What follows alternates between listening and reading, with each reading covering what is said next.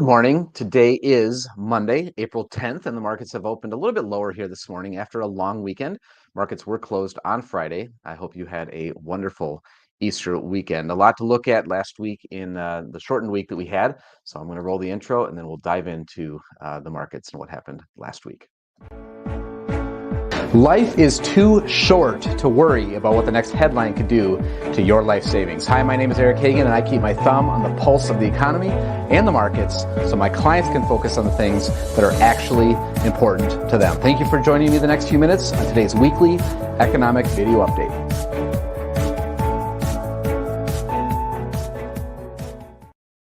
Stocks ended a shortened week of trading mixed amid revived recession fears on Wall Street, triggered by weak economic data. The Dow Jones Industrials Average gained 0.63%, while the Standard & Poor's 500 slipped 0.1%. The Nasdaq Composite Index lost 1.1% for the week, and the MSCI EAFE Index, which tracks developed overseas stock markets, advanced 0.37%. Renewed recession worries dented investor sentiment, and the week kicked off with a weekend announcement by OPEC nations of their intention to cut oil production. The prospect of higher oil prices not only revived inflation fears, possibly hurting the chances of a rate hike paused by the Fed, but it raised concerns over future consumer spending. Stocks weathered the news well, but buckled on weak manufacturing and services data in subsequent days. Stocks trended lower again after a lower than expected open jobs number and a slowdown in private sector hiring. Stocks stabilized to close on Thursday despite an increase in jobless claims and a pickup in March layoffs.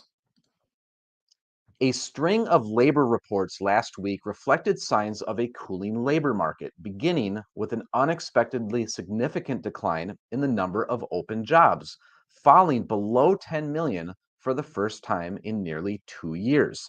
The JOLTS report preceded payroll processor ADP's employment report that saw a rise in private sector hiring of 145,000 and smaller wage gains. The reduced hiring was short of the consensus forecast of 210,000. After reports of a jump in initial jobless claims on Thursday and a 15% rise in layoffs in March, Friday's March employment report showed the smallest increase in non-farm payrolls at 236,000 since December of 2020. As always, we will keep our finger on the pulse of what's happening and will automatically make changes in your managed accounts as we feel are in your best interest. This week, we have a lot going on. Wednesday, we have the next Consumer Price Index, or CPI, report released, as well as the FOMC minutes from the Fed meeting.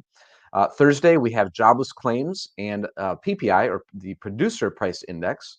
And then on Friday, we have retail sales, industrial production, as well as consumer sentiment. If we are not investing your life savings for you, I invite you to learn about our personalized approach at smartmixportfolios.com. Recently, you may have seen reports that the so-called depletion date for Social Security was adjusted. This refers to the predicted date when the long-running program will no longer be able to pay full benefits. Barring action from Congress, the Treasury Department predicts that 80% of benefits will be paid by 2034. This is 1 year closer than last year's prognosis. However, note my caveat: barring action from Congress. Whenever news outlets cover the end of Social Security, it's generally followed by a call for Congress to right the ship, so to speak. That call comes from the many Americans for whom Social Security is an important part of their retirement income. You will never catch me predicting the future, but you don't need a crystal ball to see that this pattern has continued for a long time.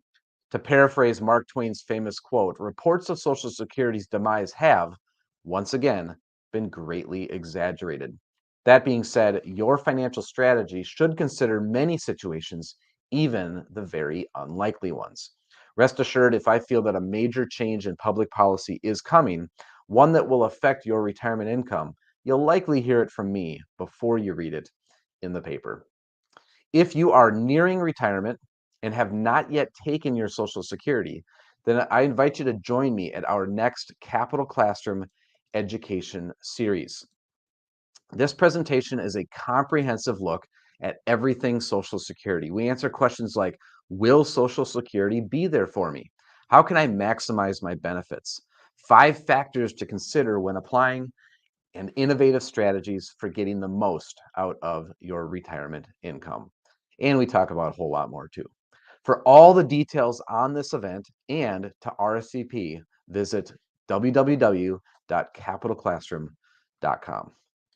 All right, that is it for this week's summary. Thank you for staying until the end today. I've got another riddle for you. Remember, be the first person to post the correct answer down below this video, and we'll send you a gift card for coffee on us. All right, today's riddle is, I can't walk, but at times I run, and I am challenging to hide.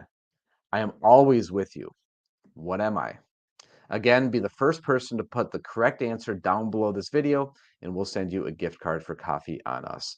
Congratulations to Roger in Eden Prairie for getting last week's riddle correct. It was a complicated one. So Roger, watch your mailbox for your coffee card. Thank you so much for participating in our weekly riddle. If you would like to see the riddle that Roger got correct, as well as the answer to previous week's riddles, head on over to our website, www.investwithccg.com/riddles to find out. And then lastly, later on today, I'll be sending out our full economic update. It includes everything I just talked about and more. This week, we include an important tax tip, so be sure to check it out. If you're not getting this email and you would like it, you may subscribe at our website, again, which is www.investwithccg.com. Hey, this is Eric again. That's it for today. Don't forget to subscribe before you leave. Here at Capital Consulting Group, we provide personal wealth planning and fiduciary investment management solutions for individuals, couples, and families.